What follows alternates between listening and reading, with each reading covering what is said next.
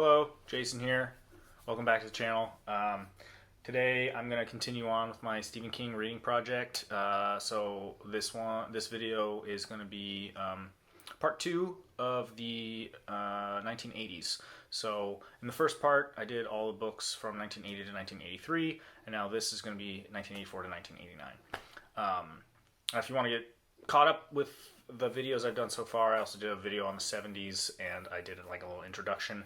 I'll link the playlist up in the little suggestions, so you can just click on that and watch those, and then come back if you want, or you can just watch this. Yeah, we're just gonna get started here. So first one, published in 1984, was The Talisman, and this was actually co-authored by Peter Straub, which I haven't read really any of his books other than this. And this book is great. It's a thick boy. Yeah, very fantasy focused, although there are a lot of horror elements as well. But it's good. It's about this kid who, his name's Jack, and he travels between these two kind of parallel universes, and he's trying to like help his mom who is sick. And so yeah, he has to travel into this other world and then find a talisman. And that's basically what it's about. It's about his journey and all of the stuff that he has to go through in order to get there, and that. And so yeah, I mean it's really, really good. It's long, and there is a sequel to this book. It's called Black House. I have not read it yet. But yeah, this is a great one, so you should read this. Next up is another fantasy, but a little different. It's The Eyes of the Dragon.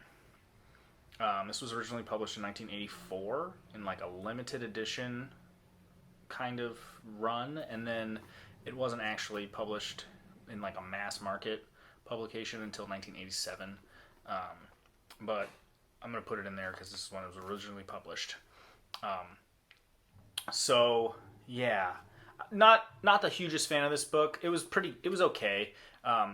It's very young adult kind of feeling, but it is fantasy, and yeah, it's been a while since I read it. But basically, King dies, and his son is like accused of murdering him, and so he's in this like he's like trapped in this tower, like held there for whatever, to rot, and he has to try to escape, and he also has to try to clear his name and figure out what actually happened.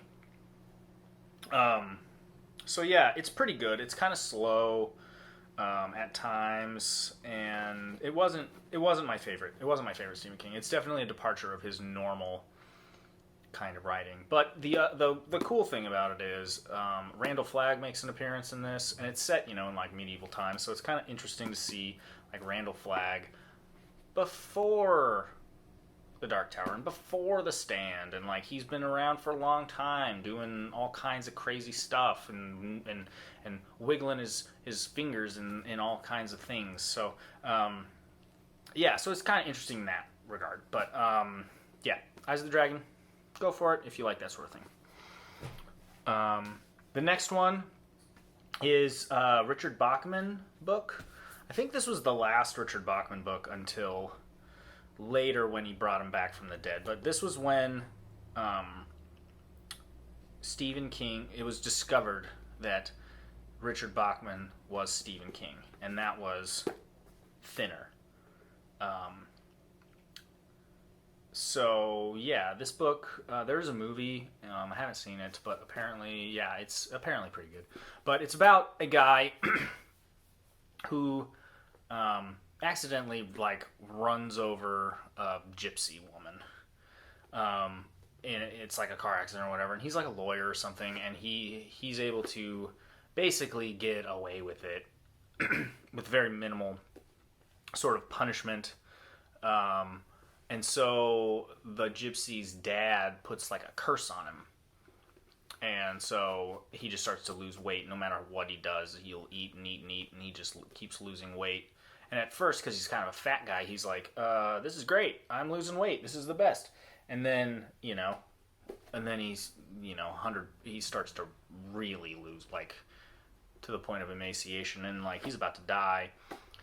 Anyway, so it's about his struggle and trying to, like, lift this curse and whatever. So, yeah, and like I said, this was Richard Bachman originally, but this was around the time that people figured out that Stephen King was Richard Bachman, and so he kind of killed Richard Bachman, or whatever. And then Richard Bachman does end up coming back later on in the mid to late 90s, I think. The Regulators, which I haven't read, and then I think there was one in the 2000s. Blaze, I think, was a Richard Bachman book. But anyway, I thought Thinner was pretty good. The ending is great. It's really dark. Yeah. The other thing is mostly Richard Bachman books up to this point had like been less supernatural. They were more like real people doing kind of sort of things that could like happen in the real world, and this one was a departure from that pattern. So that could have been maybe why this one feels a lot more like a Stephen King book than the other Richard Bachman stuff. So anyway, yeah, it's pretty good, and it's not too long. You can read it pretty quick. Next up is this is a short story collection. It's called Skeleton Crew. There's about 20 stories in here, maybe. It's got The Mist in it, is the first big chunk, and that's more of a novella length. It's like 150 pages, probably. But that's really good. The Jaunt is really good. There's some really good stories in this that I loved. I thought this was great. In fact, here, let me just look at the table of contents real quick. There's a couple of them that are like poems that I wasn't too hip on or keen on, but at least they were short, But yeah, there's some good ones. But anyway, yeah, like I said, The Jaunt was was my favorite out of here. But also The Raft. It was one of the stories in Creepshow, or one of the little skits in Creepshow, or maybe it was Creepshow 2, was based on The Raft. So anyway, yeah, if you want to get some short stories in, this is a good one. I recommend this one a lot. And then next, this is the granddaddy. This is regarded as his masterpiece, his best single novel by a lot of people, and that is It. Came out in 1986. It is this book is absolutely incredible. As far as single novels go, yeah, I mean it's either this or maybe The Stand. As far from of the novels that I've read, I haven't read 11/22/63. A lot of people put that up as his best novel, but this is it's just so amazing. It's really long. It's like 1,200 pages. So this is like the type of book where it's going to take you a while to get through it, but it is so worth it. The characters are amazing. It takes place in two different time periods where, like, in one they're children and in one they're adults, and it's about childhood and like growing up and forgetting what it's like to be a kid, and like losing those connections to your friends from when you were a child. But it's also about like the nature of fear, and it's so good. And it ties in a lot with other Stephen King novels, and the wider sort of Stephen King universe. Dick Halloran, who's a character from The Shining, makes an appearance in this. And then Pennywise, who's the main villain, the clown or whatever, in this, kind of shows up in a couple other books and stuff. So yeah, if you're interested in like the wider Stephen King universe, this is definitely one you need to read, and it's amazing. It's so good. Yeah, for sure. Top 10 for sure. So Stephen King, It. Even if you've seen the movies, because movies don't really do it justice, in my opinion. So anyway, read it.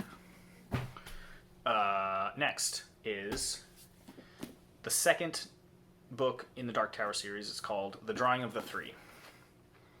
And this book is really fun. It's super fast-paced, and it's just like the gunslinger. If the gunslinger is like a prologue to the story, this is when the story really starts, and it begins right where the gunslinger left off. Roland is on the beach, and it just starts off first 10 pages, and you're off and running, and it just doesn't stop. It just relentless, awesome, fast-paced. And yeah, I was like genuinely concerned for Roland in this book. There were parts of it where I was like, man, is he gonna make it? I thought maybe, he wasn't the main character in the story anymore. After the second book, maybe he would someone else would take over the journey to the Dark Tower. But this one is basically, it's like, so that one's the first one is prologue. This one is kind of getting the band together. So he goes around and he's going through these doors on the beach, and when he goes through the door, it goes into another person's mind or whatever, their body, and then he's trying to pull them through these doors into his world, and then they become kind of this. It's the quartet. It's their little group that then they continue on for the rest of the series with. But this is when the story. If you read The Gunslinger and you were like, meh, didn't really like it, give this one a go, because it's a lot different and it's so good. And if you still don't like it after this book, if you're still not interested in continuing with the Dark Tower, then maybe put it down. But at least go through this one before you make that decision. So anyway, Drawing of Three, it's amazing. Next one. I think this book was supposed to be, or was going to be, a Richard Bachman book, but then he got outed, and so he decided to just publish it under his own name, and that is Misery, which I think this is one of his scariest books, mainly because it's so real feeling. You could imagine there are people like Annie Wilkes in the world, and there are, I'm sure, and the sense of isolation and loneliness and hopelessness that the main character Paul Sheldon feels throughout is really just, it's upsetting. And then he becomes so dependent on Annie, his tormentor, that he gets this weird kind of Stockholmy, he doesn't like her, he wants to kill her and escape, but he can't, because if he killed her, he would just starve to death in his room. He can't. The story is about an author who is writing a book or whatever, and he finishes it and he's driving home or something. He was in Colorado, and he's driving through the mountains, and it's all snowy, and he crashes his car, and someone comes and saves him. And she just so happens to be his biggest fan. She's crazy. She loves all of his books, and she basically keeps him, and he's all banged up. His legs are all, he can't walk. He can't do anything. So she just keeps him in her house until forever, and then basically makes him write another novel because she wants it, even though he doesn't want to. And she gets him all addicted to drugs, and so he's dependent on her in that way. And then she can withhold them. She's basically, it's really fucked up,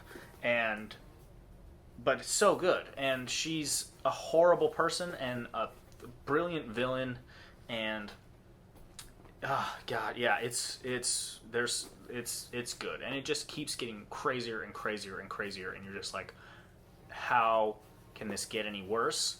And then it does, and it was a great book. Another one, probably in the top 10. So read Misery if you haven't. And you know what? The movie with Kathleen Bates was also very, very good. There's a couple of like major sort of deviations from the book, but it doesn't change the story too much. It's just they did that, I think, because of the gore factor. There's some stuff that happens in the book that's pretty gruesome that doesn't happen in the movie. So anyway, I recommend the movie as well. But yeah, the book, it's so good. So Misery, read it. The next one is the Tommyknockers. And now this one gets a lot of hate. Not only from the fans, but from Stephen King himself. He says that this is his worst book. He doesn't like it. He doesn't like it. It's long as hell. I thought it was okay. It's crazy. It started out really good, really interesting, the first 150 pages, and then it gets into this, it's definitely overbloated. Like, it needs an editor. It needs to cut like half the book out. But yeah, it's Stephen King, and it's obvious that he's like doing drugs at this point. Like, it is seriously crazy. But it's about this lady in this town, Haven. She like unearths this thing in her backyard, and she doesn't know what it is, so she starts digging it up, and it starts to like leak this kind of radiation or something, some kind of chemical in the air that starts to change her and the people around in the city, in the town and stuff, and it makes them like super, super smart, and they start to like create crazy gadgets that like do crazy stuff, and so she's like obsessed with digging it up. She wants to dig it up, and it's huge. As she's digging it down, it's like bigger and bigger and bigger, and she's like, holy crap, this thing's huge. It's aliens. It's an alien ship, they find out, and then so part of it too is like part of the town. It's a lot about like the different townspeople and how they interact and stuff like that, and then also them trying to like keep people out because they don't want, outsiders coming in and like screwing up their plans because they have these plans or whatever. It's really, really weird. It's really weird, but I don't know. One of the main characters, his name's Guard. He is he's so sad, and he's such a good character. He's one of my favorite characters for sure in this book, and maybe in Stephen King of all time. He's an alcoholic, and he's got a lot of problems, and we start the story, and he's like super, super wasted, and he's like gonna kill himself. And yeah, and then it's kind of a redemption story for him, sort of. And yeah, it's just, I'm kind of mixed on it. It's good. It's not great. It's certainly not one of my favorites. But I don't know. I didn't mind reading it. And in fact, after I read it, then I listened to it on audiobook, and the audiobook, the second time going through it, was actually, I enjoyed that a lot. Knowing what was going to happen, and I kind of picked up on some stuff, and it was good. So, yeah, the Tommyknockers. If you're a completionist, you got to read it. It's not as bad as people say it is. I think it's pretty good. All right, and then so the last novel in this list here today is, I don't have the Dust Jacket. It got shredded up, but it's The Dark Half. So, this one is pretty good. It is a weird one. Again, though, it's kind of about, and I talked a little bit about this when I was talking about Thinner, about Richard Bachman getting ousted when Stephen King got ousted for that. That's kind of what this book is about. It's weird. basically the main character is an author, and he writes books under his regular name, which are literary and they don't get a lot of readership. And then he's got a pen name that he writes under George Stark. His real name is Thad Beaumont, but his pen name that he writes is George Stark, and he writes like whatever, like action thriller type books, and they are super popular. He sells a lot of books, and so, but no one knows that he's George Stark. And one day, this guy finds out. I don't know. I can't remember how he finds out, but he finds out, and then he tries to like blackmail him to be like, give me, whatever, bunch of money or something, or I'm gonna tell everyone that you're George Stark or whatever.